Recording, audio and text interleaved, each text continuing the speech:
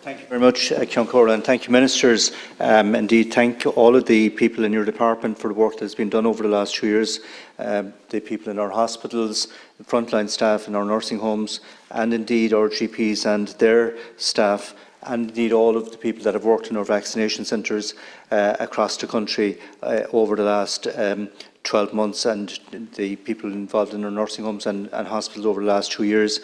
I think we have managed this very well, in a sense of there was huge challenges and it changed by the day, and I think the appropriate responses, I suppose we have to admit that not on all occasions were the responses the appropriate responses, but I think in fairness the vast majority of them were.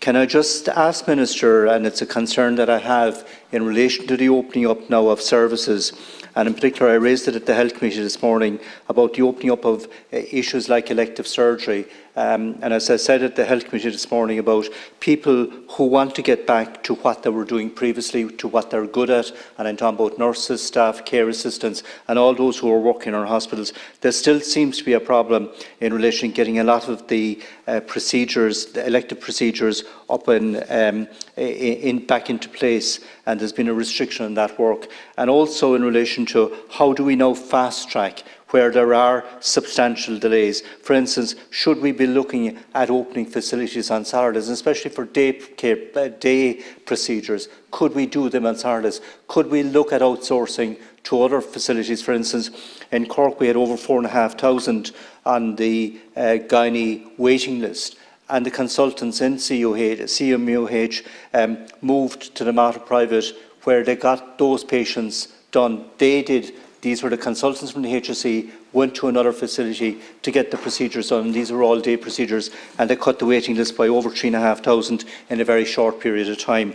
I think also in relation to home care, Minister, and I know, Minister, you're doing work on this area, but I do believe that we have lessons learned from the whole issue in relation to nursing homes, and I know that home care is not appropriate, that people do have to require a higher level of care inside nursing homes, but there's a huge number of people that are able to live and live comfortably, provided there's adequate home care for them. And we need to look at, for instance, there was no OECD report published, and it set out quite clearly, and this was looking at a number of countries. We need to look at better paying conditions, we need to have comprehensive training, we need to have cultural change in the structures and improvement of job design, and also an opportunity for care or advancement. And all of those need to be looked at if we want to have a comprehensive home care facility. For instance, in the Cork-Kerry region, we had 1,800 people providing home care within the HSE going back about 14 months ago. That dropped from 1,800 down to 1,400. So we had 400 less working in that area, and we need to address that issue. How can we make it attractive? How can we bring more people into it to provide that level of care?